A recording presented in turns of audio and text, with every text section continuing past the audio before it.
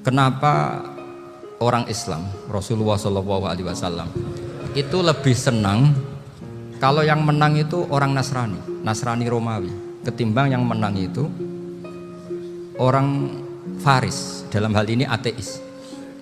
Karena orang ateis itu lebih ngeri.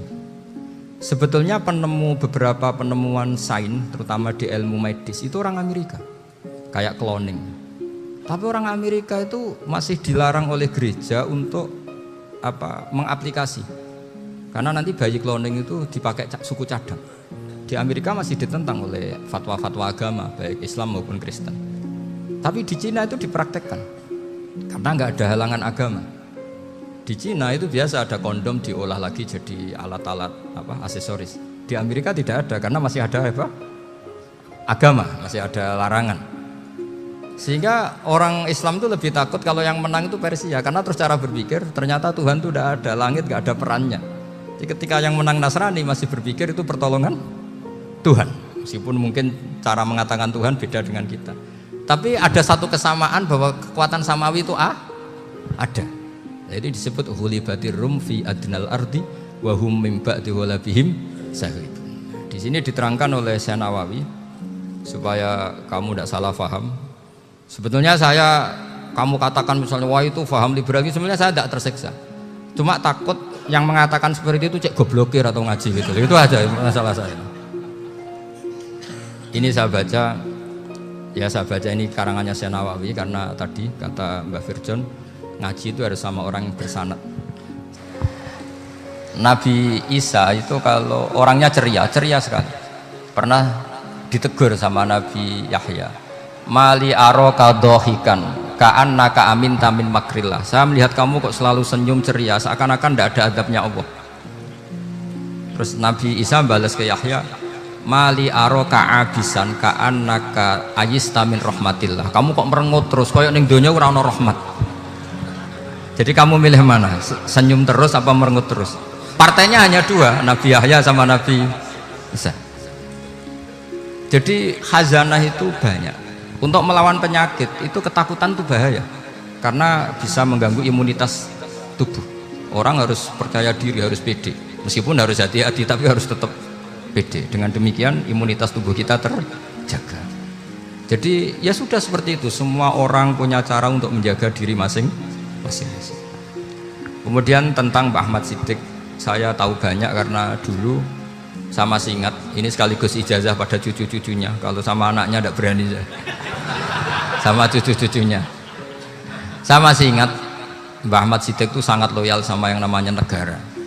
Kita tahu beliau adalah termasuk orang yang bintang ketika Muktamar Situbondo, ketika NU pertama kali nerima asas tunggal, yaitu Pancasila. Kayak apa ulama-ulama kita, ya mulai Mbah Ahmad Siddiq, Mbah Ali Maksum, Gus Dur, Mbah As'ad, semuanya lah, termasuk Mbah Mun, semuanya loyal sama negara, sehingga NU menerima asas tunggal.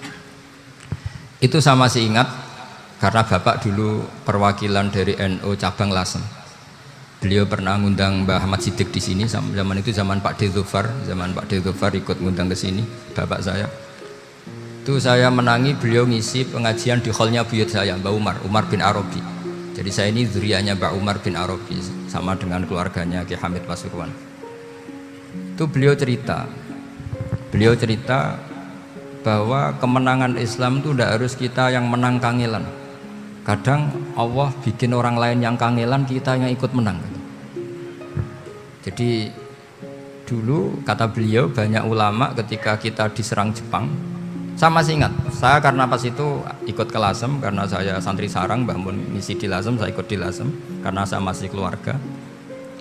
Itu ulama-ulama itu mimpi dibacakan ayat ghulibatir rum fi adnal ardi wa hum min ba'di ghalabihim sayaghlibun fi bid'i sinin lillahil amru min qablu wa min ba'du wa yawma idzi yafrahul mu'minun. Itu dulu itu ada pertarungan besar antara kerajaan Romawi dan kerajaan Persia. Kita tahu Romawi itu Nasrani. Saya ulang lagi, Nasrani. Nasrani itu percaya adanya Allah, adanya Tuhan, dan percaya adanya kitab samawi. Sementara musuhnya itu Persia, orang yang tidak bertuhan, tidak berdasar kitab samawi. Ketika Persia mengalahkan Romawi itu orang Islam ikut susah. Karena terus dibully sama orang-orang kafir Mekah. Orang kafir Mekah adalah orang yang tidak punya kitab Samawi. Katanya orang kafir Mekah, iku lho balamu. Jute duwe kitab, jarene di hubungan mbek langit, nyatane perang keok. Paling kon ya padha. Jadi ada analogi bahwa kalahnya orang Nasrani itu dianggap simbol kekalahan orang yang bertautan atau berhubungan dengan langit. Akhirnya orang Islam susah. Saking susahnya orang Islam sampai Abu Bakar itu tanya, ya Rasulullah, lalu orang Romawi menang itu kapan? Terus ada surat turun, fi bid'i sinin. Ya kira-kira 3. Abu Bakar pas itu belum alim-alim amat. Jadi ngartikan 3 itu ya 3 betul. Sehingga beliau masyhur itu. Cara Jawa totoan itu kimar. Pokoknya nanti Romawi pasti menang 3 tahun lagi. Akhirnya ketika datang itu taruhannya dengan 10 unta. Datang ke Rasulullah, Nabi menjelaskan, "Lho ndak. Bid'u itu mabena salas ilatis itu 3 sampai 9. Kamu jangan bilang 3. Ya sudah, taruhannya ditambah. Taruhannya ditambah sampai 100 unta. Tapi pembuktiannya enggak 3 tahun tapi nunggu 9 tahun. Sampean jangan tanya, berarti dulu pernah taruhan halal. Zaman sebelum ngaji saya sampean sudah sering taruhan, jadi jangan nyalahkan saya. Nanti itu ada ilmunya, namanya nasah apa? Mansukh. Dan taruhannya Abu Bakar tidak kayak sampean.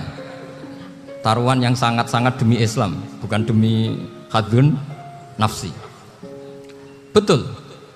Ketika tahun ke-7 orang Islam itu menang. Gila ya, tahun 9 itu umat Islam menang. Menangnya umat Islam mengalahkan musyrik Mekah itu di Badar. Romawi mengalahkan apa? Persia.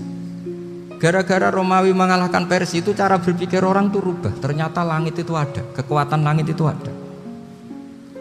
Sehingga meskipun akhirnya orang Kristen bilang ada Trinitas, terus mereka keliru dalam mengartikan Isa, tapi ada sekian nabi yang mereka sebut dan mereka hormati. Ada sekian kesamaan.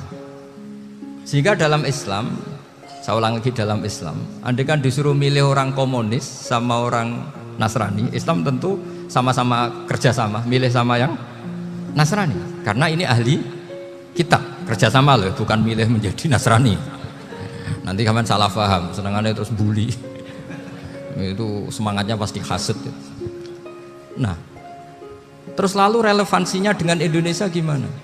Wa yauma idzi yafrahul mu'minun. Ketika orang Romawi yang punya kitab Samawi mengalahkan Persia yang tidak punya kitab Samawi, itu orang Islam ikut bunga, ikut gembira. Itu semua kiai banyak yang mimpi seperti itu. Ini cerita Pak Ahmad Siddiq. Saya dengarin. Ternyata betul. Jepang itu nggak dikalahkan Indonesia. Jepang, Hiroshima dan Nagasaki dibom oleh apa? Sekutu. Akhirnya Jepang pulang. Pas Jepang pulang, Indonesia merdeka. Itu dulu kiai-kiai sudah nakwil bahwa menangnya Indonesia itu tidak harus mengalahkan penjajah.